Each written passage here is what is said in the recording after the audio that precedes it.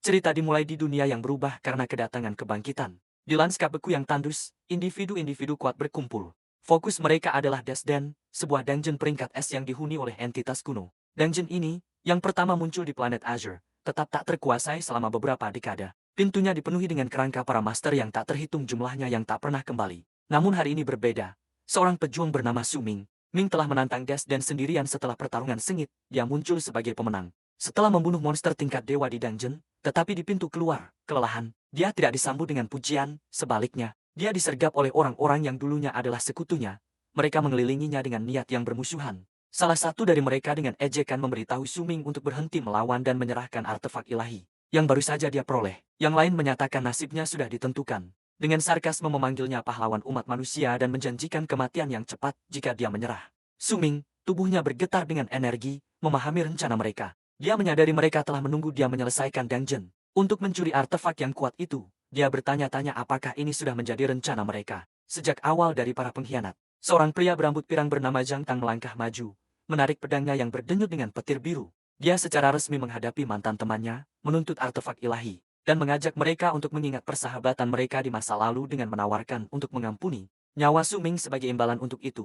Sambil tersenyum, Zhang Tang membanggakan bahwa dia akan menghancurkan sisa-sisa kekuatan Su Ming yang sedikit. Memegang pedang merah menyala miliknya sendiri, Su Ming meratapi kebodohannya. Dia telah memperlakukan orang-orang ini seperti saudara sejak mereka muda. Bertarung bersama mereka selama bertahun-tahun, tidak pernah mencurigai sifat beracun mereka. Dipenuhi dengan kepahitan pengkhianatan, dia memutuskan untuk tidak menyerah dengan mudah. Dia mengangkat senjatanya, melepaskan letusan besar energi merah dan ungu dari artefak ilahi yang menyebabkan ledakan besar. Berdiri dengan berani, Su Ming menantang mantan rekan-rekannya. Memberitahu mereka bahwa jika mereka menginginkan cincin dao penentangan, mereka harus mencoba mengambilnya. Tapi dia meragukan apakah ada di antara mereka yang cukup kuat. Energi yang luar biasa itu mengejutkan mantan sekutunya. Salah satu anak buah Zhang Tang menjadi tidak sabar, mendesak kelompok itu untuk segera membunuh Su Ming. Zhang Tang menyarankan untuk bersabar, memperingatkan agar tidak ceroboh. Sementara Su Ming sedang mengendalikan artefak saat ketegangan terus berlanjut. Sosok baru turun dari langit memanggil nama Su Ming. Dia melihat ke atas dengan terkejut saat seorang wanita berambut merah muda bernama Ren Xiaoman terbang ke arahnya. Dia memeluknya erat, menjelaskan. Dia mendengar seseorang merencanakan sesuatu melawannya dan datang karena khawatir. Su Ming menenangkannya, memberitahunya bahwa semuanya baik-baik saja, dan bahwa musuh mereka tidak ada tandingannya. Namun dia bertanya-tanya bagaimana musuhnya bisa melacak dirinya dengan begitu tepat saat dia merenungkan hal ini. Zhang Tang tersenyum tahu pada saat itu. Su Ming merasakan sakit tajam di punggungnya. Ren Xiaoman telah menusuknya. Sambil berbisik bahwa dialah yang mengungkapkan keberadaannya. Terkejut, Su Ming menatapnya saat lingkaran sihir merah bersinar di tangannya. Di mana dia memegang belati, dia tidak bisa memahami mengapa dia, dari semua orang, melakukan ini. Di tengah medan perang, Zhang Tang berteriak dengan bangga, menyatakan bahwa katalis terakhir telah siap. Dia kemudian memerintahkan aktivasi formasi penjara. Seketika sebuah sigil merah besar muncul di langit di atas. Su Ming menjebaknya. Dari luka itu rantai merah menyala meledak, membeli tubuhnya dan menekan energinya. Dia mengenali tanda kutukan sebagai milik Ren Xiaoman dan menyadari bahwa dia pasti telah merencanakan pengkhianatannya. Untuk waktu yang lama, Zhang Tang berjalan mendekat dan berdiri di samping Ren Xiaoman. Meletakkan tangannya di bahunya, dia dengan mengejek menjelaskan bahwa formasi penjara itu disiapkan khusus untuknya dan akan mencegahnya mengalirkan kekuatannya. Ren Xiaoman menambahkan dengan kejam bahwa dia hanya bersama Zhang Tang. Dia dengan dingin memberitahu Su Ming bahwa satu-satunya tujuannya adalah menjadi alat.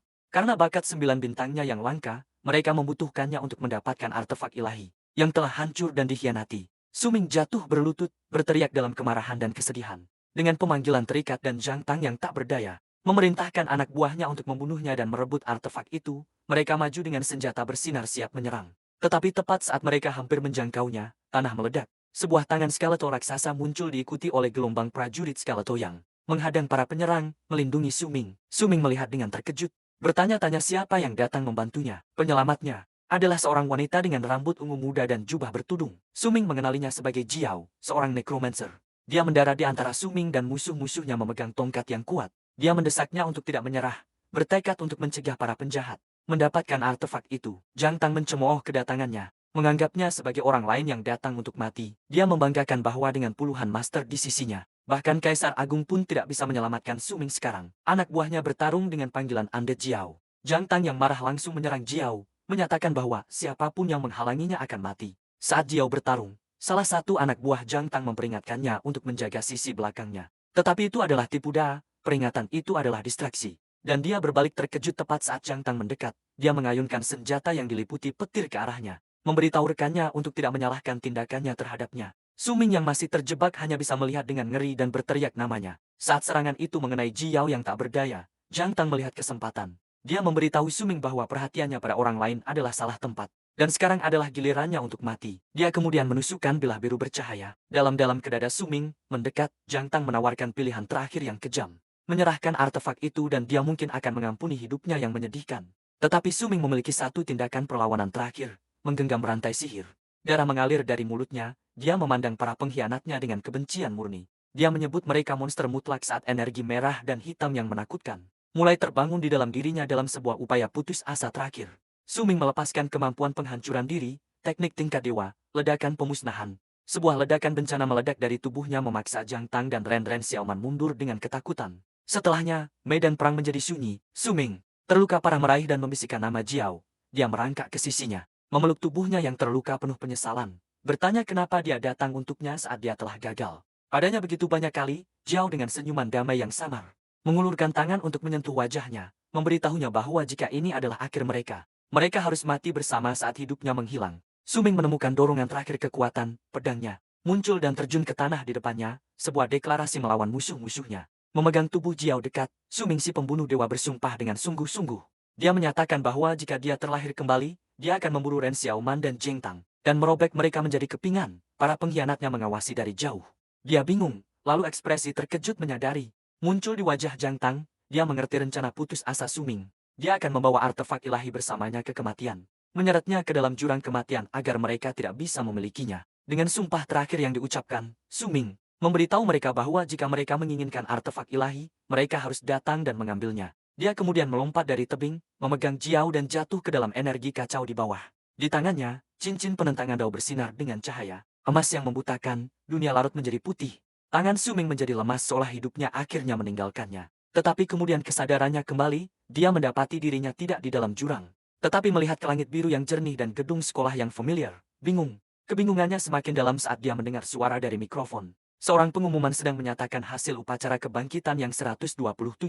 Di Akademi Pertama Shuangjing, seorang siswa bernama Wang Chang telah berhasil terbangun, tetapi kelas barunya adalah penyihir.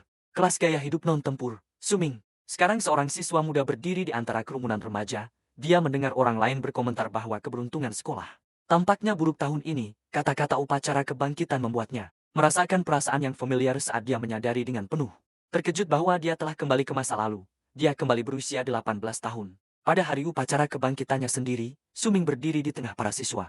Ingatannya tentang hari ini kembali dengan jelas. Dia mengenali Wang Chang. Yang dia ingat dipanggil gemuk. Dia ingat bahwa Wang Chang juga menjadi seorang enchanter di kehidupan sebelumnya, mengonfirmasi bahwa ini bukan mimpi. Untuk menguji ingatannya lebih lanjut, dia memikirkan siswa berikutnya dalam antrean. Dia ingat bahwa Li Song yang akan menjadi seorang warrior bintang 2. Kebangkitan Chen Yu akan gagal dan Song Li akan menjadi battle mage. Peristiwa itu terjadi persis seperti yang dia ingat. Li Song yang merayakan kebangkitannya yang sukses sebagai warrior, diikuti oleh Chen Yu, yang menangis kecewa setelah kebangkitannya gagal, dan kemudian oleh Song Li yang menjadi battle mage. Dengan setiap peristiwa yang sesuai dengan ingatannya, keraguan Su Ming sirna. Senyum percaya diri muncul di wajahnya saat dia sepenuhnya menerima bahwa dia benar-benar terlahir kembali. Ekspresinya dengan cepat berubah menjadi kemarahan yang intens saat ingatan menyakitkan tentang pengkhianatannya oleh Jiang Tang dan Ren Xiaoman muncul dalam pikirannya. Dia merasa bahwa kesempatan kedua ini pasti merupakan hadiah dari surga, memberinya kekuatan untuk menulis ulang masa lalunya dan membalas penyesalannya. Pikirannya terputus oleh desahan dari kerumunan di panggung.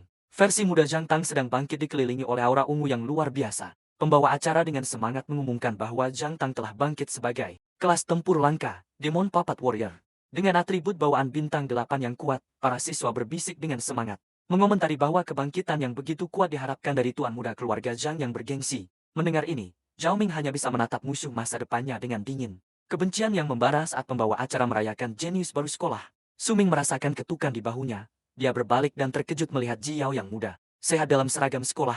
Dia memberitahunya bahwa dia telah mencarinya. Melihat ekspresinya yang terkejut, dia bertanya apakah ada yang salah. Tertegun, dia cepat-cepat mengatur dirinya dan berkata bahwa dia hanya ingin mengucapkan selamat sebelumnya. Ini membingungkan Ji Yao yang bertanya untuk apa dia mengucapkan selamat. Gambaran dirinya yang sekarang dipelukannya melintas di depan matanya. Senyum lembut yang tulus terbentuk di wajahnya.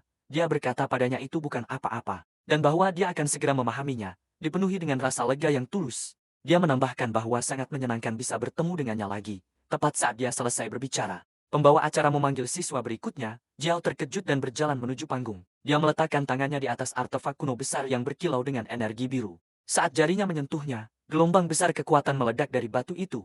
Mengelilinginya, suara pembawa acara yang penuh kejutan menyatakan bahwa Jiao telah membangkitkan kelas tempur tersembunyi, Necromancer dengan atribut 7 bintang yang kuat.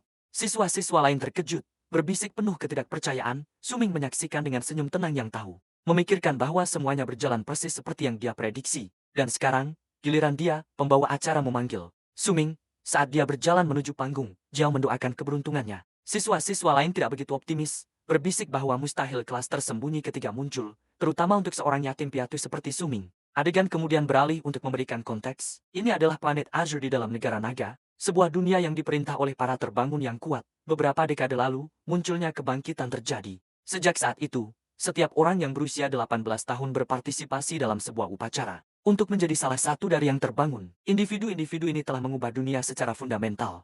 Memiliki kekuatan untuk membengkokkan realitas dan mendapatkan kekayaan yang sangat besar. Namun, kekuatan ini datang dengan harga. Para terbangun harus terus menghadapi tantangan tanpa henti. Menghadapi binatang buas yang ganas dan menjelajahi dungeon yang dipenuhi monster yang menakutkan. Saat dia berjalan menuju artefak kebangkitan, Suming merenungkan kehidupan masa lalunya. Dia ingat bahwa sebagai seorang yatim piatu, dia bergantung pada beasiswa dan bantuan.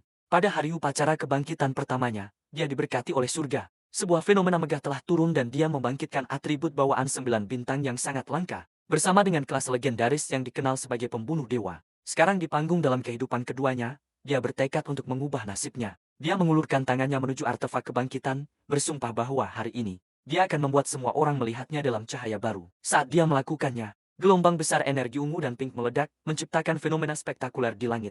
Gelombang besar energi ungu dan pink meledak menciptakan fenomena spektakuler di langit. Pembawa acara menatap dengan tidak percaya, bertanya-tanya apakah ledakan luar biasa ini bisa menandakan lahirnya seorang jenius dengan atribut 9 bintang atau bahkan lebih tinggi. Jiao dan siswa lainnya juga terkejut. Suming meraih, siap merasakan ledakan rune dari kebangkitan aslinya. Tapi kali ini ada yang berbeda. Sebuah simbol biru bercahaya muncul di dadanya dan dari situ artefak ilahi yang ia bawa saat mati.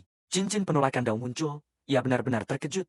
Menyadari cincin itu entah bagaimana telah melakukan perjalanan kembali dalam waktu bersamanya. Sebelum ia bisa memproses ini, kejadian tak terduga lainnya terjadi. Sensasi aneh menyebar melalui tubuhnya dan layar holografik muncul. Sebuah notifikasi sistem menyatakan bahwa sistem kelas pembunuh dewa tertinggi berhasil terikat padanya. Kemudian diumumkan bahwa sistem telah memberinya kelas baru. Dan kebangkitannya berhasil, tapi alih-alih kelas sebelumnya, ia diberikan sesuatu yang jauh lebih besar, kelas mitos bernama Dewa Pedang. Suming hanya bisa menatap dengan penuh kekaguman, mempertanyakan keberadaan kelas mitos. Dan gelar kuat baru yang baru saja ia terima, energi merah yang sangat besar dari kebangkitan Suming, membuat semua orang terdiam. Pembawa acara terkejut, bertanya-tanya kelas macam apa yang bisa menciptakan fenomena seperti ini. Di kerumunan, siswa berdebat tentang apa artinya ini. Satu khawatir jika itu adalah kelas non-tempur. Suming akan terkutuk. Jangtang menolak ini, menyatakan bahwa dengan visi yang begitu kuat, itu tidak mungkin menjadi kelas gaya hidup. Sementara ia menonton, keringat mengalir di wajahnya karena tekanan luar biasa dari energi Suming. Begitu intens sehingga ia tidak bisa bergerak. Suming berdiri tenang di tengah badai energi, memproses informasi dari panel emas di depannya. Ia mengonfirmasi bahwa kelas yang dibangkitkannya adalah Dewa Pedang, berbeda dari pembunuh dewa di kehidupan sebelumnya. Ia menyentuh antarmuka sistem yang menyelesaikan pemindaian identifikasi, mengonfirmasi identitasnya sebagai Suming, kemudian menampilkan status barunya. Kelasnya adalah Dewa Pedang dan ia memiliki talenta emas, bernama kenaikan universal yang memberinya kemampuan untuk meningkatkan atau mengembangkan apapun. Pemanggilan tertegun saat dia menyadari talenta emas adalah satu tingkat lebih tinggi dari kelas legendaris 9 bintang yang dia bangkitkan sebelumnya. Senyum percaya diri mereka di wajahnya saat dia memahami bahwa kekuatan barunya seharusnya jauh melampaui kelas pembunuh dewa. Ingin melihat kemampuan barunya, dia membuka antarmuka keterampilan. Semangatnya berubah menjadi kaget. Layar keterampilan menunjukkan 0 kemajuan dan 1 pesan. Tidak ada kemampuan yang telah dibangkitkan. Suming marah. Dia meraih panel holografik sambil berteriak dalam hati tentang bagaimana talenta peringkat emas bisa muncul tanpa satu keterampilan pun. Sementara Suming teralihkan, kerumunan menjadi gelisah. Bingung tentang keterlambatan. Akhirnya pengumuman memanggil, menanyakan apakah dia sudah menyelesaikan kebangkitannya. Suming menatap antarmuka tanpa keterampilan dengan marah. Dia tidak percaya bahwa setelah membangkitkan kelas yang seharusnya tingkat dewa, dia tidak memiliki kemampuan. Dia bertanya-tanya apakah sistem sedang mengerjainya. Tiba-tiba panel menampilkan pesan baru yang menyatakan telah menerima umpan baliknya, dan akan melanjutkan panduan. Sebuah prompt baru mengarahkan perhatiannya ke cincin Tao. Tantangan yang melayang di depannya, bingung dia melihat cincin itu saat mulai bersinar. Sistem kemudian mengumumkan bahwa telah berhasil mengidentifikasi artefak ilahi.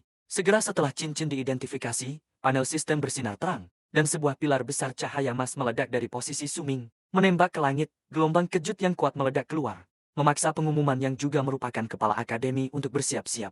Jauh di atas langit, sebuah bintang multicolor yang bersinar besar, muncul dengan angka 10 di tengahnya. Mata kepala akademi membelalak. Dia terstammer dalam ketidakpercayaan mengenali simbol untuk atribut bawaan 10 bintang. Suaranya menggema melalui mikrofon mengumumkan. Suming telah membangkitkan kelas tersembunyi 10 bintang. Sang master pedang, kerumunan meledak dalam kekacauan. Berteriak tentang talenta yang menentang surga dari atribut 10 bintang. Tingkat yang diperuntukkan bagi peringkat teratas negara.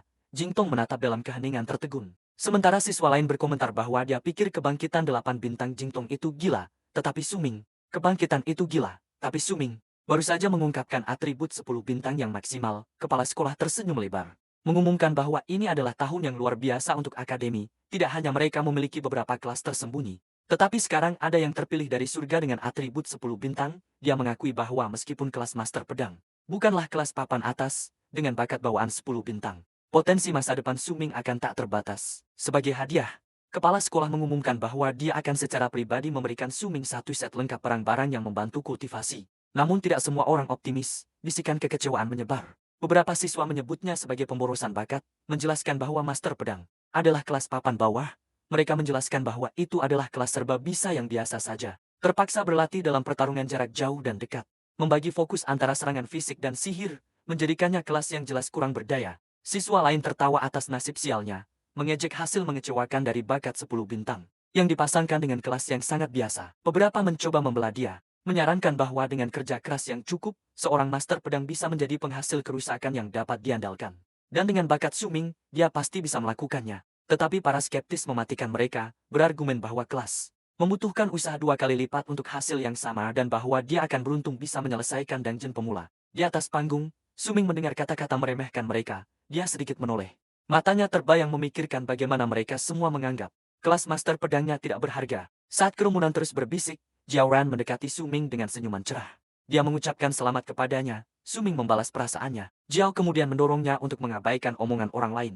Karena membangkitkan bakat 10 bintang itu luar biasa, dia mengakui bahwa kelas master pedang mungkin lemah di awal, tetapi dia yakin bahwa dengan bakatnya, itu tidak akan menjadi masalah. Suming memberinya senyuman hangat dan mengucapkan terima kasih, meyakinkannya bahwa dia tidak membiarkan komentar mereka mempengaruhi dirinya.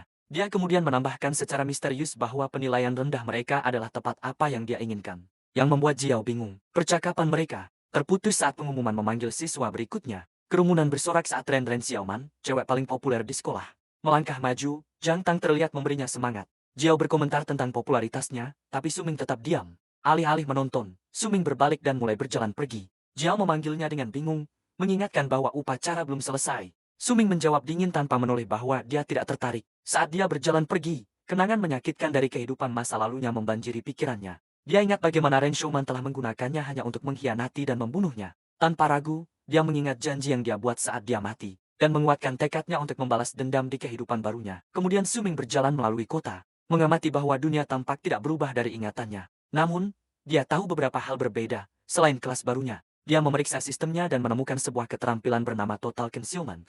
Keterampilan legendaris ini memungkinkannya untuk menyembunyikan atau menulis ulang informasi tentang peralatan, kelas, dan keterampilan lainnya. Dia mengenalinya sebagai salah satu dari 4 keterampilan yang dia bawa kembali dari kehidupan sebelumnya. Kesadaran ini memicu kenangan lain, cincin bercahaya dari Dao Defiance. Dia melihat tangannya dengan terkejut, akhirnya memahami bahwa artefak ilahi benar-benar mengikutinya kembali ke waktu saat memanggil cincin itu. Panel sistem menyala lagi, mengumumkan bahwa artefak ilahi sedang dimuat. Saat cincin itu terintegrasi, pesan baru muncul. Suming telah mewarisi sebagian keterampilan dari kelas pembunuh dewa lamanya. Dia melihat dengan terkejut, mempertanyakan bagaimana itu mungkin. Mendapatkan keterampilan dari kelas kehidupan masa lalunya ketika kelas barunya adalah Dewa Pedang. Layar status rinci muncul menunjukkan namanya. Suming, level 1 dengan statistik dasar seimbang. Kelasnya dikonfirmasi sebagai Dewa Pedang unik dunia mitos dan bakatnya adalah Universal Ascension. Bagian keterampilan sekarang mencantumkan 4 kemampuan, Blade Pembunuh Dewa, Total Concealment, Shadow Step, dan Insightful Eye. Dengan informasi baru ini, Suming mulai merumuskan rencana. Dia teringat pepatah lama, seorang pria tidak bersalah, tetapi membawa harta membuatnya menjadi target untuk dihindari agar tidak digunakan oleh orang lain. Dan karena dia belum cukup kuat, dia tahu dia harus berhati-hati. Sementara talenta 10 bintangnya tidak mungkin disembunyikan, dia memutuskan untuk menyembunyikan semua informasi tentang kelas mitosnya yang sebenarnya, Dewa Pedang. Dia bersumpah untuk memanfaatkan kesempatan kedua ini dan tidak mengulangi kesalahan masa lalu. Dia tahu dari pengalaman sebelumnya bahwa tantangan Dungeon Pemula akan datang pada hari kedua setelah upacara kebangkitan. Dengan pengetahuan dan keterampilannya, Su Ming yakin Dungeon Pemula tidak akan menjadi tantangan.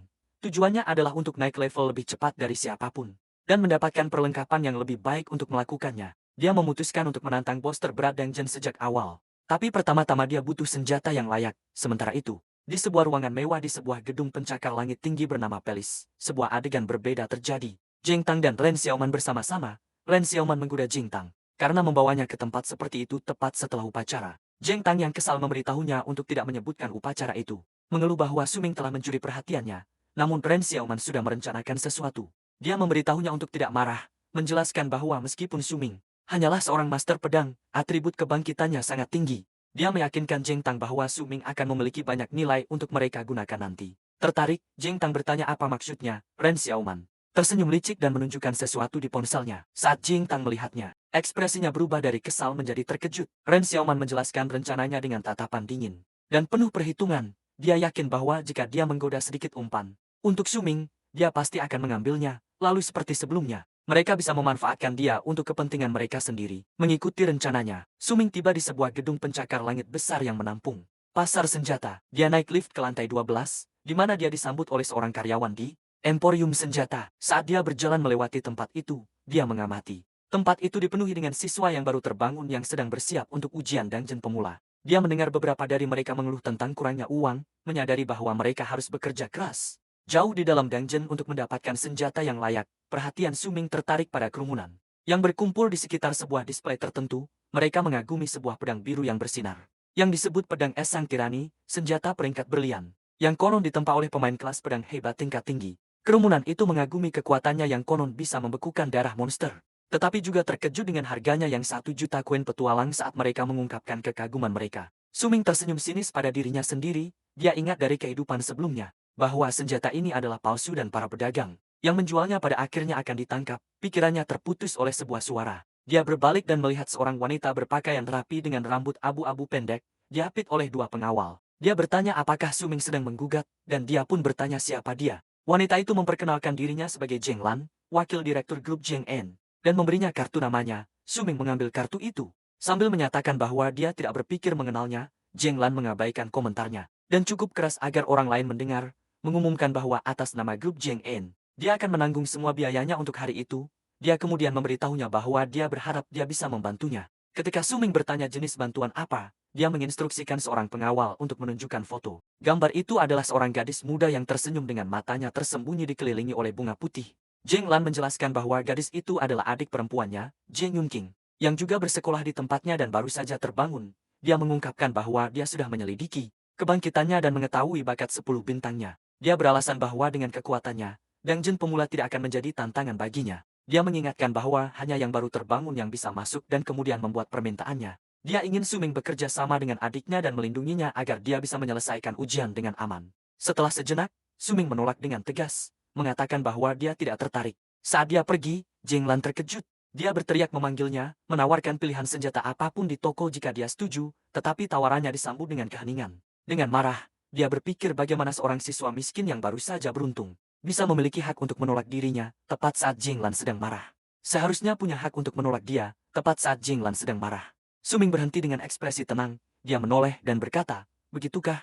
Dia kemudian menunjuk ke senjata termahal di toko. Dia menyatakan akan mengambil Frostblade Sang Tirani, pedang palsu yang bernilai 1 juta koin petualang. Zheng Lan marah, percaya bahwa dia sengaja mencoba memerasnya. Dia menuduhnya membuat segalanya sulit dan mempertanyakan apakah dia benar-benar berpikir seseorang dengan statusnya layak mendapatkan 1 juta koin.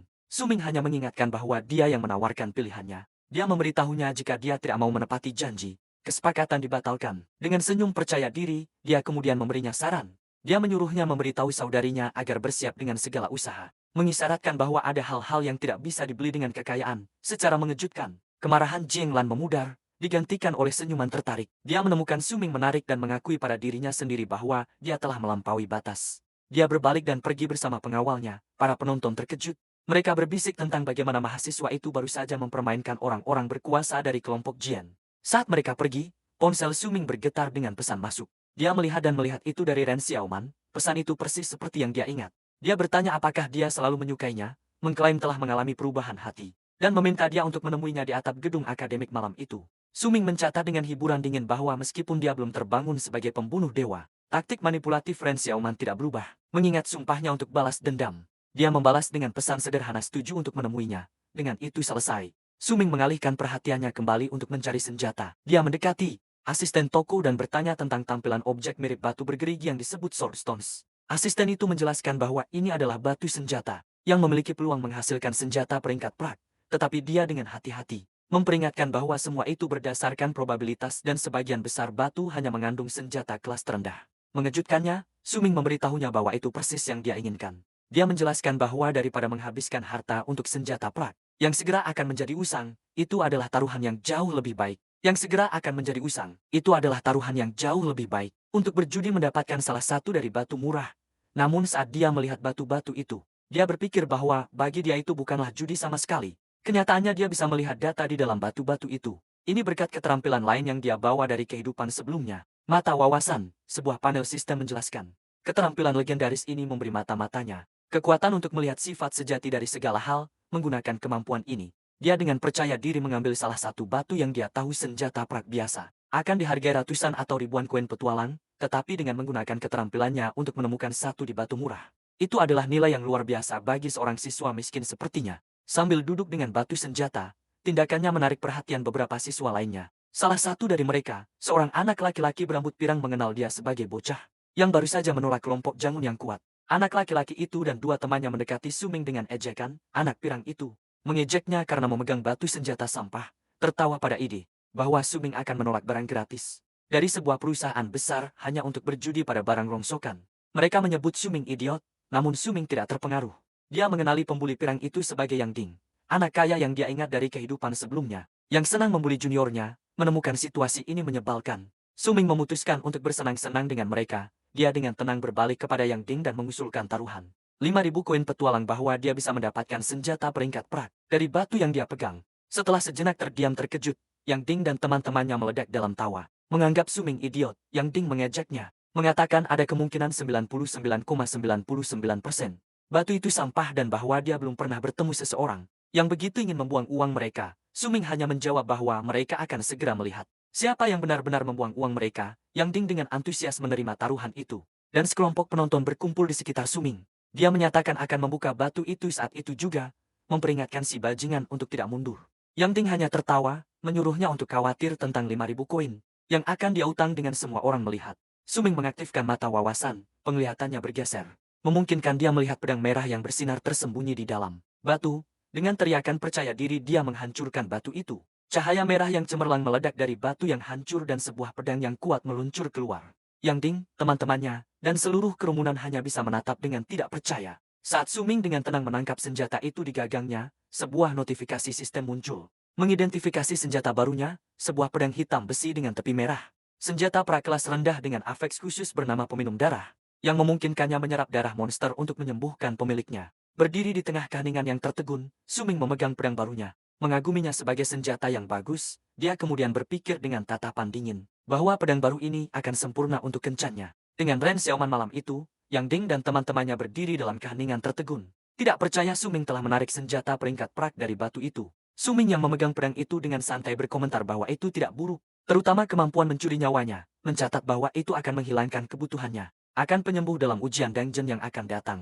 Panel sistem mengonfirmasi senjata itu adalah pedang baja hitam peringkat prak. Dengan 10% lifesteal, saat Yang Ding menatap panik, Suming mengarahkan bilahnya ke arahnya. Mengingatkan si bajingan bahwa taruhan adalah taruhan dan 5.000 koin petualang sekarang miliknya. Yang kalah, Yang Ding mentransfer uang itu dan pergi dengan marah. Dia berteriak bahwa dia tidak akan melupakan penghinaan ini. Suming hanya menyarankan agar dia tidak membuat taruhan ceroboh seperti itu di masa depan. Asisten toko melihat dengan kagum.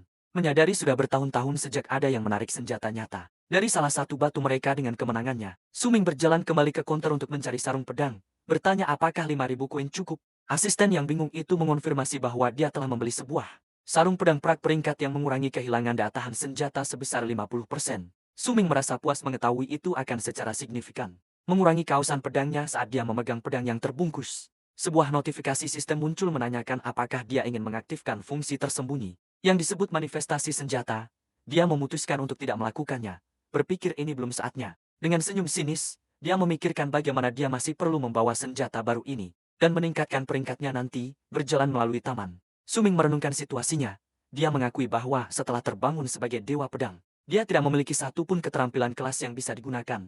Namun kelasnya datang dengan bakat primal yang sangat kuat, Ascension Universal. Bakat unik ini memungkinkannya untuk meningkatkan kualitas item apapun satu kali. Menjadikan kelas mitosnya benar-benar layak dengan peringkatnya, memegang pedangnya. Dia menguji kekuatan ini. Sebuah notifikasi sistem mengumumkan bahwa Ascension Universal telah diaktifkan. Proses peningkatan berhasil dan efek peminum Crimson diperoleh. Ketika pedang mulai bersinar dengan aura merah yang kuat, notifikasi terakhir menampilkan status baru senjata itu. Sebuah pedang baja hitam Crimson peringkat tinggi, kemampuannya peminum Crimson. Ditingkatkan untuk menguras darah target saat bersentuhan dan mendapatkan keterampilan baru, haus darah. Memberikan tambahan sementara plus 5 untuk semua statistik selama 30 detik. Setelah membunuh monster, Suming merasa senang dengan peningkatannya. Dengan persiapan selesai, dia mengaktifkan manifestasi senjata tersembunyi. Yakin bahwa dungeon pemula keesokan harinya tidak akan menjadi tantangan. Malam itu Ming tiba di atap gedung akademik, dia berdiri terlukis melawan pemandangan kota futuristik. Pedang barunya di tangan.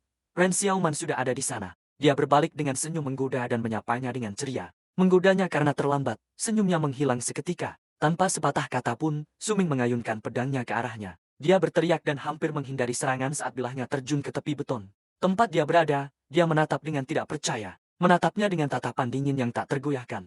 Suming memberitahunya bahwa dia datang untuk membalas dendam. Kenangan menyakitkan dari kehidupan masa lalunya terlintas di benaknya. Momen kematiannya saat memegang Jiao yang sekarat sebagai Ren Shao. Pria itu melihat tanpa rasa penyesalan. Ren Xiaoman bingung dan marah. Dia menuntut untuk tahu apa yang dia bicarakan. Mengingatkan bahwa dia baru saja menerima pengakuannya, dia mengangkat ponselnya, menunjukkan riwayat pesan di mana dia telah mengatakan bahwa dia menyukainya dan mengajaknya berkencan.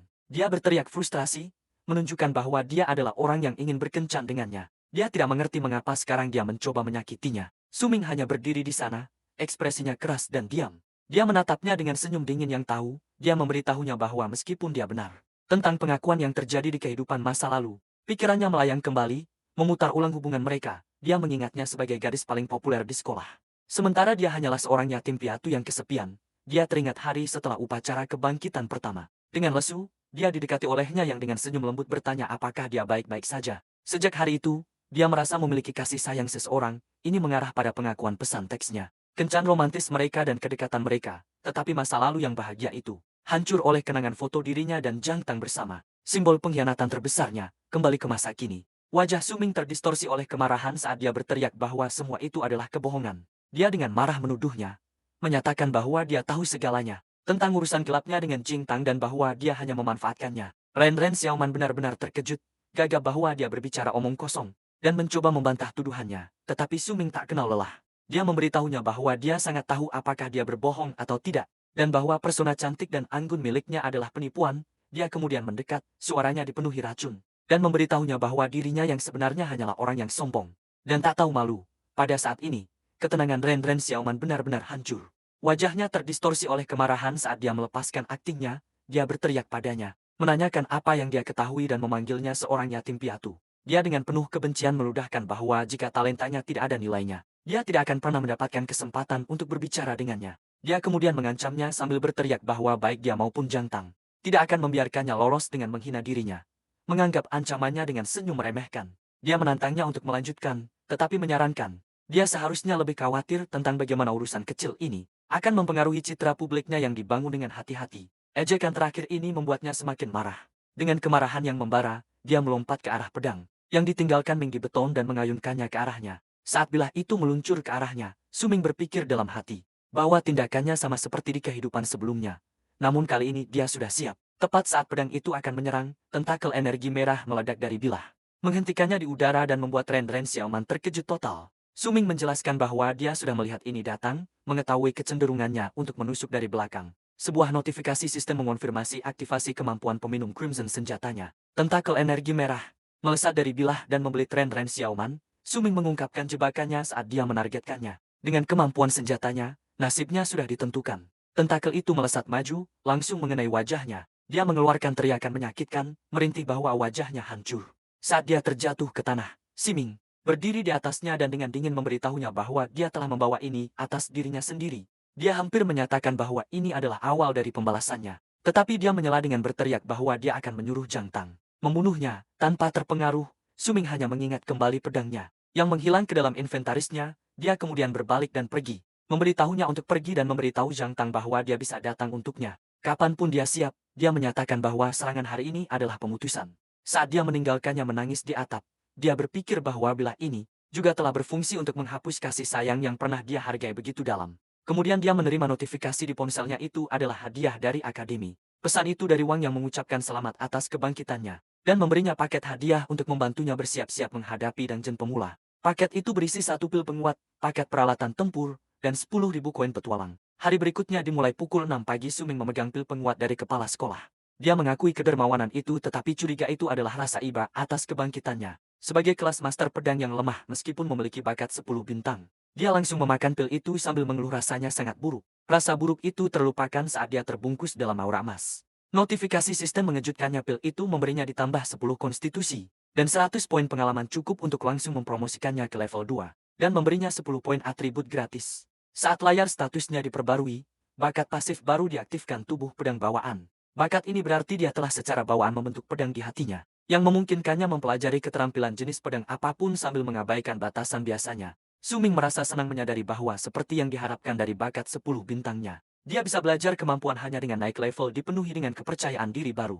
Dia tersenyum sinis dan menyatakan bahwa dia akan menunjukkan kepada semua orang kekuatan sejatinya di dungeon pemula. Dia tiba di area dungeon pemula Akademi Juanjing pertama. Sebuah plaza yang ramai dipenuhi siswa dan portal sekelompok teman sekelasnya mendekatinya. Siswa yang sama yang telah mengejek kelasnya kini dengan antusias meminta untuk bergabung. Mereka memuji bakat 10 bintangnya dan hadiah dari kepala sekolah, menyarankan bahwa dungeon itu akan mudah mereka menawarkan kelas mereka sendiri. Untuk mendukung kelemahan yang diduga dimiliki master pedang berharap bisa menumpang pada kesuksesannya. Suming merasa jijik dengan kepura-puraan mereka memikirkan bagaimana mereka merendahkan dirinya. Sehari sebelumnya dia dengan tegas menolak mereka, mengatakan bahwa dia sudah memiliki tim. Kata-katanya didengar oleh Jiao, yang bergegas mendekat dengan terkejut bertanya kapan dia membentuk tim. Dia menjelaskan bahwa dia datang lebih awal khusus untuk menjadi yang pertama meminta bergabung. Suming yang terkejut mencoba menjelaskan bahwa tujuannya bukan untuk imbalan biasa, dan dia khawatir dia mungkin akan terluka. Lalu dia mendekat dan membisikkan niat sebenarnya. Dia berencana untuk menantang dungeon sendirian. Tepat saat Jiao memproses ini, mereka diinterupsi oleh seorang siswa berambut biru dengan senyum percaya diri. Dia memperkenalkan dirinya sebagai Yanji, seorang pemburu iblis Ranger bintang 9. Dan secara resmi mengundang Suming untuk bergabung dengan timnya. Suming mengenali Yanji dari kehidupan sebelumnya dan tanpa ragu menolak tawarannya. Sebelum Yanji bisa mendesak lebih jauh, Jiao ikut campur. Dia meletakkan lengannya di bahu Suming dan mengumumkan bahwa dia sudah bergabung dengan Suming, jadi mereka semua harus berhenti mengganggunya. Siswa-siswa lain termasuk Yanji meminta maaf dan pergi. Saat kerumunan menyebar, Suming melihat Jiao dengan rasa syukur. Berpikir betapa dapat diandalkannya dia. Saat Suming berdiri bersama Jiao, dia melirik jam, menyadari waktu mulai dungeon semakin dekat. Tepat pada waktunya, portal biru besar berputar dan suara mengumumkan tantangan dungeon pemula yang 127 telah resmi dimulai dari portal. Siaran holografik Wang muncul, terlihat seperti baru bangun tidur. Dia meminta maaf karena terlambat bangun. Dia menjelaskan aturan ujian wajib 1 hari. Setiap siswa sudah terdaftar dan di dalam. Mereka akan mendapatkan poin berdasarkan kontribusi mereka. Dia sangat menyarankan mereka untuk membentuk tim untuk meningkatkan peluang bertahan hidup dan menyelesaikan tantangan dalam sehari. Saat kepala sekolah berbicara, Jiao berbalik ke Suming hanya untuk menemukan dia sudah menghilang. Dia melihat sekeliling dengan bingung sebelum ada yang bisa bereaksi. Wang secara resmi menyatakan dungeon dibuka. Pada saat itu, sebuah sosok melesat melewati siswa-siswa lain dan terjun langsung ke portal. Kerumunan meledak dalam keheranan, berteriak bahwa seseorang sudah masuk, dan dengan cepat mengidentifikasi penantang tunggal sebagai siswa bintang 10, Suming. Setelah memasuki dungeon, Suming diserang nostalgia. Dia ingat bagaimana di kehidupan pertamanya dia merasa takut dan bersemangat. Suara yang kuat kemudian bergema menyambut para pemula, menjelaskan bahwa dungeon adalah tempat yang berbahaya, dan kesempatan untuk pergi mereka perlu mengalahkan bos reguler. Namun itu juga memberi petunjuk tentang metode kesulitan yang lebih tinggi untuk mendapatkan hadiah yang lebih besar. Dengan tatapan penuh tekad, Suming menyatakan tujuan barunya dalam hidup ini. Dia akan memilih tantangan yang paling sulit dan membunuh bos tersembunyi terakhir di dungeon. Dia mendapati dirinya di hutan rimbun yang diterangi cahaya bulan, diidentifikasi oleh sistem sebagai hutan gelombang mengamuk. Zona level F. Dia segera mencatat peta untuk pemula. Dungeon berubah setiap tahun, menjadikan lokasi ini berbeda dari kehidupan sebelumnya. Dia juga tahu bahwa titik span bersifat acak untuk setiap penantang. Yang berarti perencanaan rute harus dilakukan secara mendadak. Ini juga berarti monster yang akan dia temui akan berbeda, menambah lapisan ketidakpastian lainnya. Saat Su Ming mulai menjelajah, dia dengan cepat menghadapi musuh yang tangguh. Monster pohon raksasa yang sadar dengan kepala api yang mengamuk, dan wajah yang menyeramkan terukir. Dia tahu dari kehidupan sebelumnya bahwa monster ini, meskipun tidak bergerak, akan menggunakan sulurnya untuk menyeret targetnya ke dalam mulutnya yang berapi-api, namun tujuannya bukan untuk melawan setiap monster. Dia fokus pada bos tersembunyi.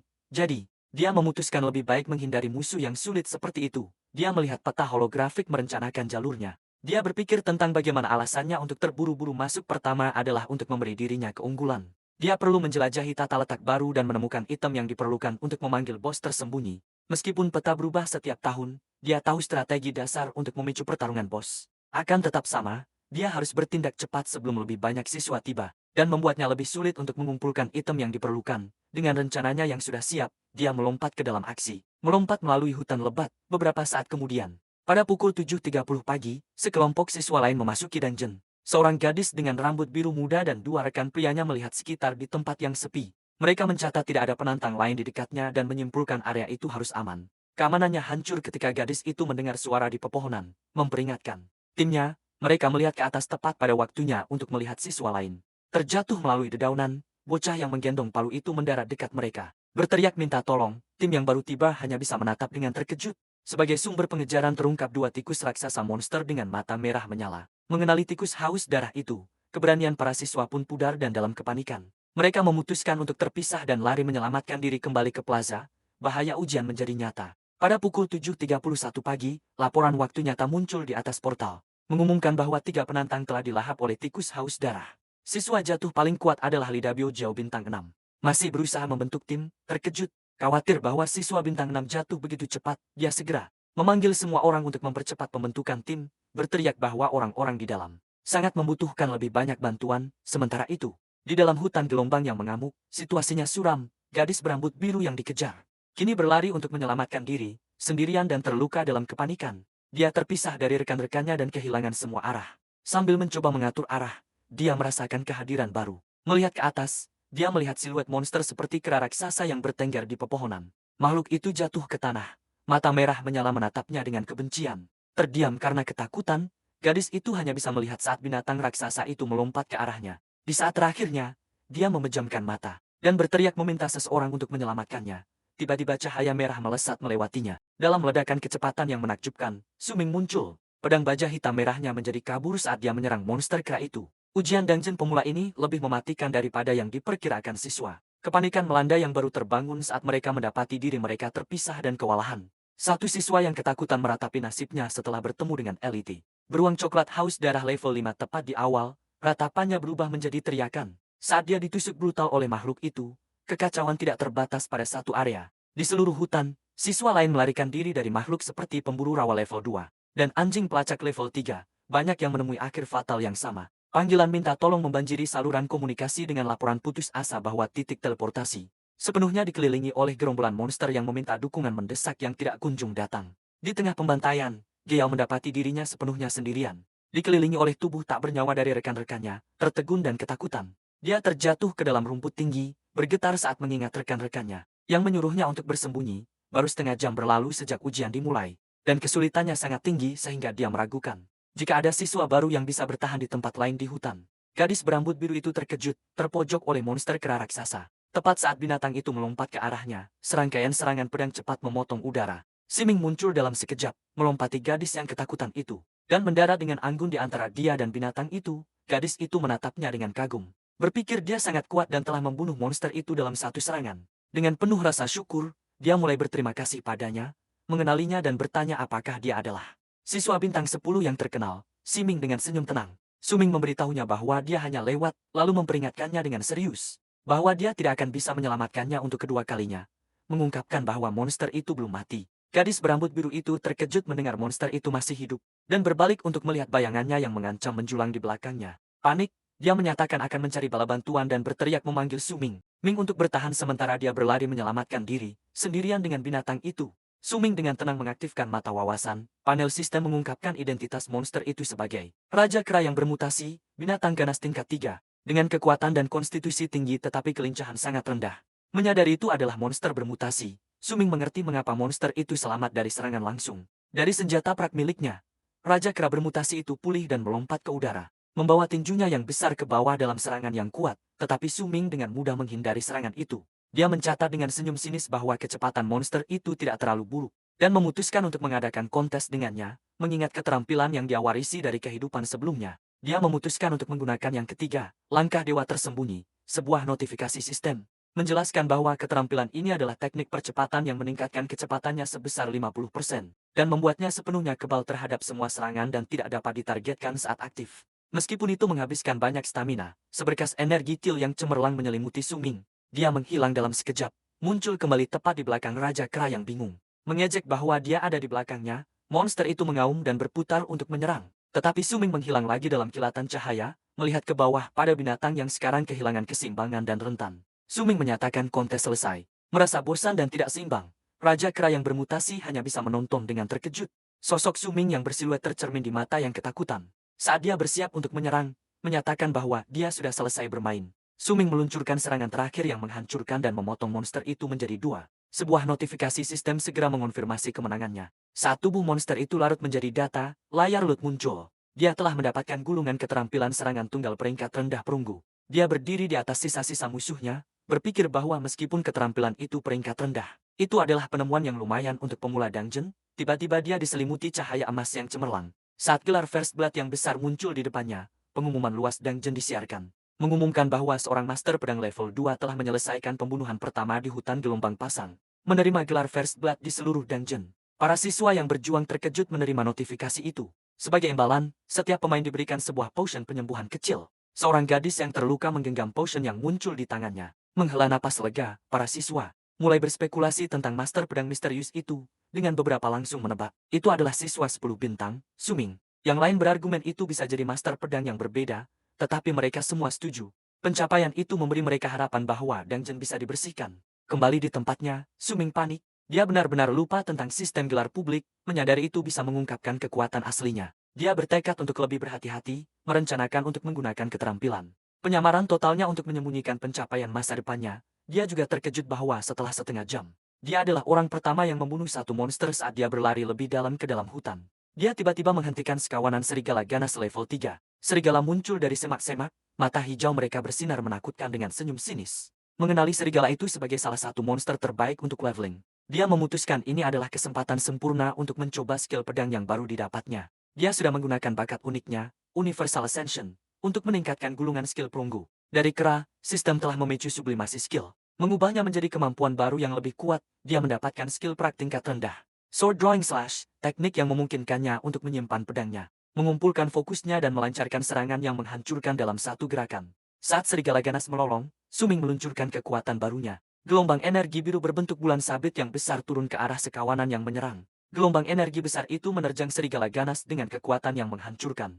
Dalam pemandangan berdarah yang brutal, Sword Drawing Slash Suming memenggal dan memotong seluruh sekawanan, memberinya aliran poin pengalaman.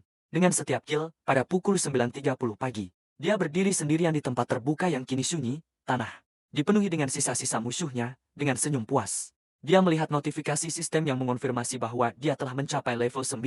Dan mendapatkan gelar legenda serigala lapar. Dia mengakui bahwa strateginya menggunakan gaya serangan jarak jauh adalah cara paling efisien untuk memburu monster level rendah ini. Dia mendemonstrasikan teknik itu lagi, menyimpan pedangnya dan memfokuskan niatnya. Dia mengumpulkan energi, mengunci target berikutnya dan dengan tatapan penuh tekad meluncurkan ayunan kuat lainnya. Gelombang energi besar kedua turun, siap untuk menghabisi kelompok serigala lainnya. Namun kali ini serangannya dihadapi dengan perlawanan yang tak terduga. Untuk kejutan Suming, serangan kuatnya tiba-tiba dipantulkan dalam ledakan asap dan api. Sosok baru yang jauh lebih besar muncul dari kekacauan. Itu adalah monster serigala bipedal besar dengan mata merah menyala, diidentifikasi oleh sistem sebagai level 10. Monster serigala bipedal dengan mata merah menyala diidentifikasi oleh sistem sebagai level 10. Pemimpin Raja Serigala menatapnya dengan kebencian murni. Sementara Suming naik level dengan sangat cepat, siswa lainnya baru mulai mengorganisir diri. Pada pukul 8.30 pagi, 1 jam setelah dungeon dibuka, tim mulai terbentuk dan memasuki portal. Bertekad untuk melawan, teriakan serangan balasan bergema saat partai yang baru terbentuk diperkuat oleh kekuatan utama siswa, mulai mendorong balik melawan gerombolan monster. Salah satu tim terjebak dalam pertempuran putus asa. Seorang siswa berambut biru melompat maju, memotong monster mirip tikus raksasa yang bermutasi untuk menyelamatkan rekan setimnya yang jatuh. Dia dan temannya tertegun dan lega. Saat mereka disiram dengan poin pengalaman dari pembunuhan itu, sebuah notifikasi sistem mengonfirmasi bahwa mereka telah mengalahkan tikus ladang yang bermutasi. Tim merayakan kemenangan mereka, dipenuhi harapan baru. Mereka merasa bahwa dengan kekuatan utama yang tiba dan bantuan dari ramuan penyembuh, mereka pasti bisa menang. Bahkan ada satu siswa yang menangis bahagia. Saat dia akhirnya naik level, perayaan mereka terhenti oleh pengumuman mengejutkan. Pengumuman dungeon yang menyatakan bahwa gelar darah pertama lainnya telah diraih, kali ini untuk membunuh monster pemimpin. Rincian pengumuman itu membuat setiap siswa di dungeon terkejut. Pemain yang telah mencapai prestasi luar biasa ini adalah seorang nelayan level 9. Hadiahnya adalah gelar pemimpin para pemimpin. Bisikan ketidakpercayaan menyebar seperti api. Mereka mempertanyakan bagaimana seorang pemain dengan profesi gaya hidup non-tempur seperti nelayan bisa begitu kuat. Apalagi sudah mencapai level 9, adegan. Kembali 10 menit untuk mengungkap identitas nelayan misterius itu. Itu adalah Suming yang telah menggunakan keterampilan total penyamaran untuk menyamarkan kelasnya sebelum melawan pemimpin Raja Serigala. Pertarungan itu sangat intens, serangan kuat Suming menghantam Raja Serigala. Tetapi makhluk itu sangat gesit, nyaris menghindari seluruh kekuatan serangan. Meskipun berhasil menghindar, serangan itu tetap mengenai, meninggalkan luka berdarah, dan mengurangi bar kesehatan monster tersebut tanpa gentar. Suming melompat ke udara dengan kecepatan luar biasa. Dia mengejek makhluk itu, menyatakan bahwa lawannya bukanlah siswa biasa, tetapi seorang reinkarnator. Pemanggilan melompat ke udara dengan kecepatan luar biasa. Dia mengejek makhluk itu, menyatakan bahwa lawannya bukan sembarang siswa, tapi seorang reinkarnator. Saat dia mengayunkan pedangnya dalam serangan terakhir yang menentukan, notifikasi sistem mengonfirmasi kemenangannya. Dia telah membunuh Raja Serigala berbulu perak dan mendapatkan 500 poin pengalaman. Itu sudah cukup untuk meningkatkan levelnya menjadi 10. Dia juga meningkatkan keterampilannya. Dia mendapatkan loot berharga, sebuah cakar tulang pemotong besi dan jantung Raja Serigala. Kemenangan ini memicu pengumuman pemimpin-pemimpin di seluruh dungeon. Sementara itu, di tempat lain di hutan, Yang Ding dan dua temannya juga terlibat dalam pertarungan brutal melawan sekawanan serigala, kelelahan dan berdarah. Mereka akhirnya mengalahkan monster terakhir. Salah satu rekan Yang Ding menghela napas lega. Bersyukur, gulungan peningkatan serangan, hadiah dungeon untuk gelar pemimpin-pemimpin, datang tepat waktu untuk menyelamatkan mereka. Dia kemudian berkomentar tentang nelayan level 9 yang misterius yang telah mendapatkan gelar itu. Mendengar ini, Yang Ding meledak dalam frustrasi. Dia tidak bisa memahami bagaimana seorang pemain dengan kelas keterampilan hidup non-tempur bisa naik level begitu cepat. Merasa itu adalah ejekan pribadi terhadap pemain tempur seperti dirinya. Dia kemudian mengeluh dengan marah tentang parang murahan miliknya, menyalahkan Suming karena telah menipunya. Dia meratapi bahwa jika dia tidak tertipu, dia bisa membeli senjata perak yang layak. Salah satu temannya hanya bisa mencoba menghiburnya dengan berkata, keberuntungan Suming memang terlalu bagus. Frustrasi Yang Ting semakin memuncak. Dia kemudian berbalik kepada rekan-rekannya dengan marah, menyebut mereka tidak berguna, dan berteriak bahwa dia harus menanggung semua kerusakan. Dia mengeluh bahwa setelah membunuh begitu banyak serigala, pengalaman yang dibagikan hanya membawanya ke level 2, membuatnya merasa seperti bajingan total. Kemarahannya kemudian beralih kembali ke Suming dan dia mendidih dengan kemarahan. Bersumpah bahwa jika dia menemukan Suming di dungeon, dia akan menghancurkannya. Teman-temannya mencoba menenangkannya, tetapi Yang Ding hanya mencemooh dengan acuh tak acuh.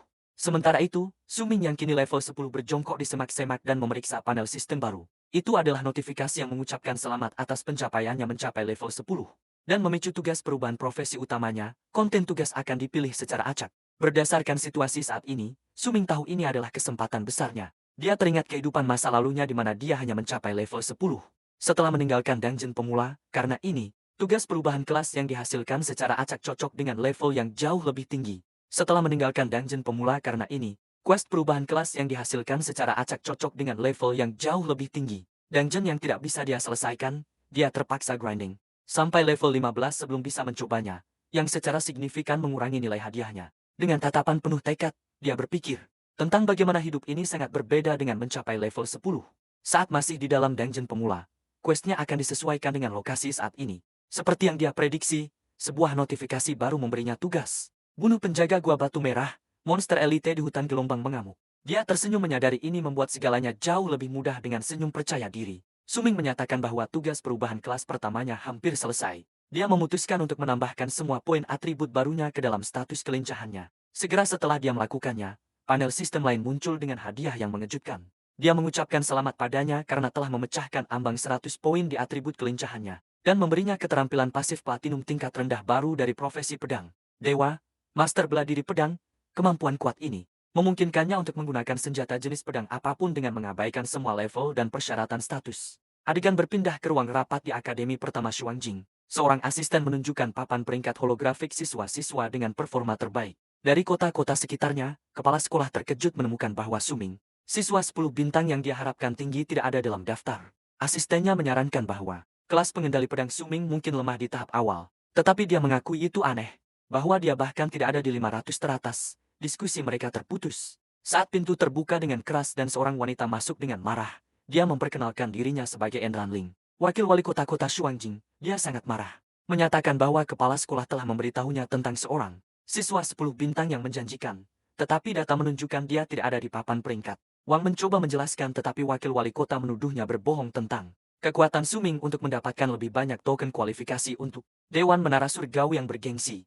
Dia menunjukkan bahwa berdasarkan data saat ini, hanya Yan Zi dan Zhang Tang dari akademinya yang menunjukkan potensi nyata. Karena penampilan buruk ini, dia mengurangi kualifikasi akademi. Token dari 3 menjadi hanya 2. Dia memperingatkan dia bahwa jika akademi berada di peringkat terbawah lagi tahun ini, mereka tidak akan menerima token sama sekali tahun depan. Dan kemudian dia keluar dengan marah, meninggalkan dia tertegun. Wang memegang 2 token dengan hati yang berat. Dia tahu Menara Surgawi Dewan adalah kesempatan vital bagi murid-muridnya dan telah mengandalkan Su Mingming untuk mengamankan mereka satu tempat tambahan. Bukan kehilangan satu, dia hanya bisa berharap Su Mingming akan melakukan yang terbaik dan tidak mengecewakan dia. Sementara itu, kembali di hutan ombak mengamuk, Su Ming tiba di pintu masuk Gua Batu Merah. Dia memeriksa peta, memastikan ini adalah lokasi yang benar untuk misi perubahan kelasnya. Dan merasa lega dia tidak menemui monster lagi dalam perjalanannya. Dia mengintip ke dalam gua gelap, mengakui bahwa karena dia tidak pernah ke tempat ini di kehidupan sebelumnya, dia tidak tahu bahaya apa yang menantinya di dalam. Dengan ekspresi serius, Su Ming dengan hati-hati melangkah ke dalam Gua Batu Merah. Dia langsung disergap saat sebuah makhluk menghantam di depannya. Itu adalah monster kecil, dengan kulit biru dan mata merah menyala, diidentifikasi sebagai Goblin Penggali Emas level 6. Goblin itu menatap dia dengan kebencian sebelum bisa bersuara. Su Ming melompat ke aksi, dia mengayunkan pedangnya dengan kecepatan luar biasa, bertekad untuk membunuh makhluk itu sebelum bisa memberitahu seluruh gua tentang keberadaannya. Namun, pembunuhan cepatnya memiliki efek sebaliknya, sebuah notifikasi sistem memberitahu dia bahwa dia telah memicu kesadaran gua Goblin dan mengaktifkan mode khusus.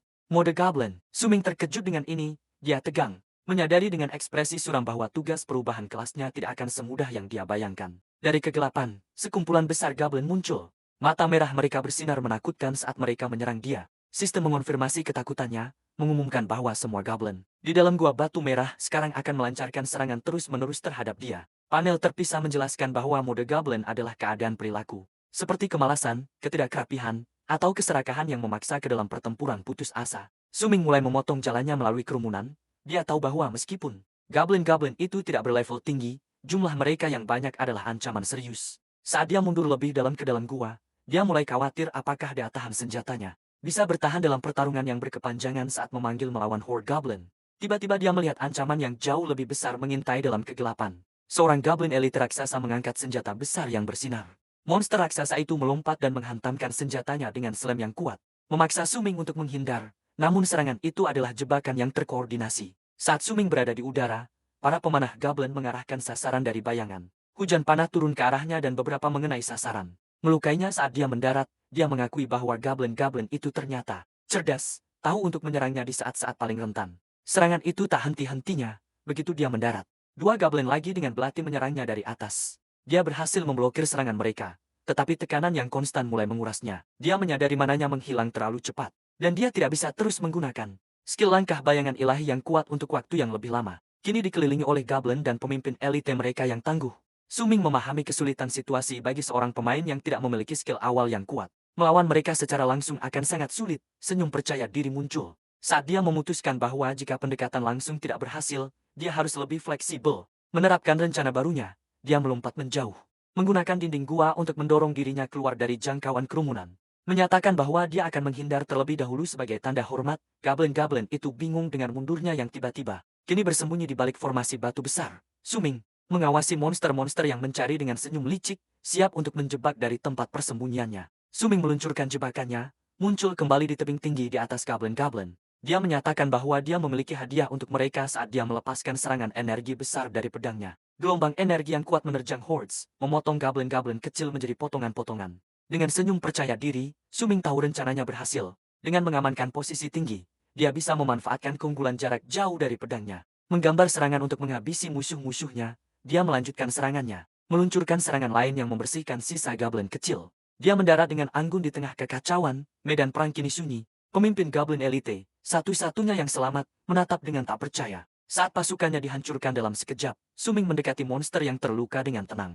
Yang bar kesehatannya sangat rendah dan memberitahunya bahwa dia adalah satu-satunya yang tersisa. Tanpa dia sadari, pertarungannya tidak luput dari perhatian di luar pintu gua. Salah satu teman Yang Ting bersembunyi di rumput tinggi.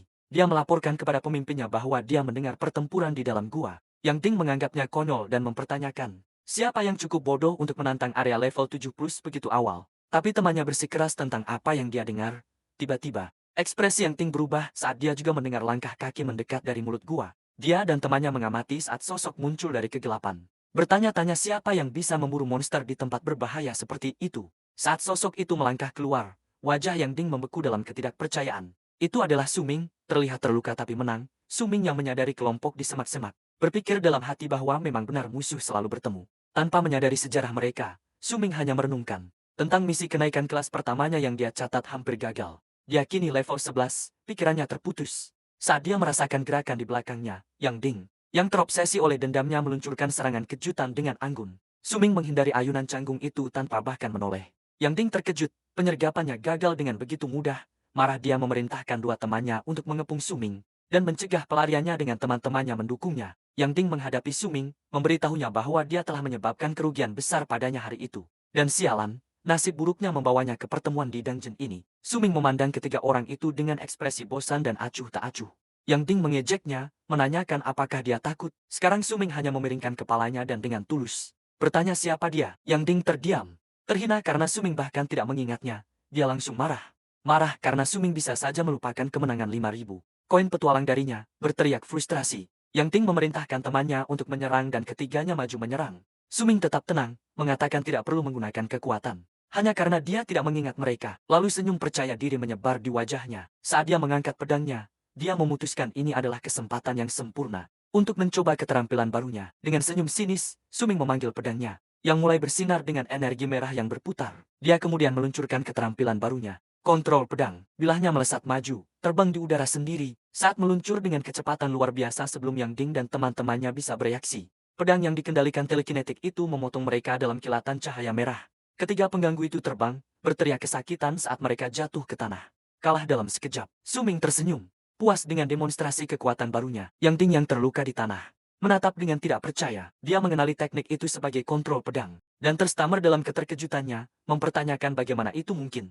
Saat bilahnya berputar dengan mengancam, dia berteriak bahwa kontrol pedang adalah keterampilan tingkat lanjut yang seharusnya tidak bisa dipelajari oleh seorang master pedang. Sampai jauh lebih lama, dalam pikirannya, Suming mengingat asal-usul kemampuan yang dia peroleh. Dia mendapatkan gulungan keterampilan kontrol pedang. Setelah mengalahkan Goblin Elite, dia kemudian menggunakan bakat uniknya. Kenaikan universal untuk meningkatkan gulungan kelas rendah itu menjadi keterampilan yang bisa digunakan.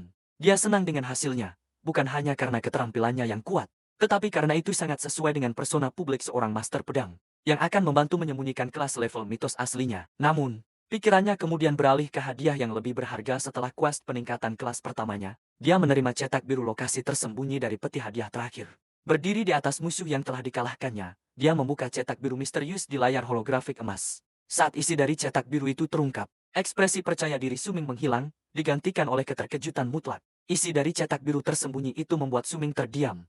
Koordinat untuk harta karun tersembunyi berada di gua batu merah bagian 2, dia langsung merasa kesal.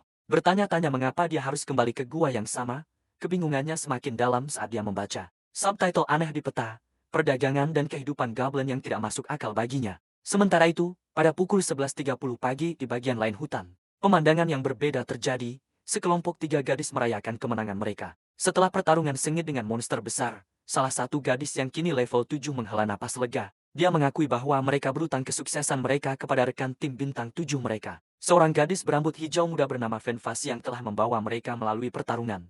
Dengan pertarungan berakhir, satu rekan tim dengan semangat berlari untuk membagi loot. Fenfasi berbalik kepada rekan timnya yang tersisa dan bertanya apakah dia baik-baik saja. Tetapi gadis itu meyakinkannya bahwa dia baik-baik saja. Namun sesaat kemudian, ekspresi Fenfasi berubah menjadi keterkejutan. Dia melihat sekeliling, bingung dan bertanya di mana rekan tim mereka yang lain, yang baru saja pergi untuk mengumpulkan loot. Tiba-tiba menghilang, kepanikan mulai menyelimuti saat Fenfasi memindai area terbuka. Tubuh monster itu sedang larut, tetapi temannya tidak terlihat dimanapun. Dia tidak bisa mengerti apa yang terjadi, rekannya ada di sana hanya sesaat yang lalu, dan mereka sudah mengalahkan semua monster di area itu. Tidak ada apa-apa di tanah, tidak ada jejak perjuangan, lalu mata Fen Fasi membelalak dalam ketakutan. Sebuah kesadaran menakutkan seolah muncul, teriakan tajam penuh teror menggema di seluruh hutan.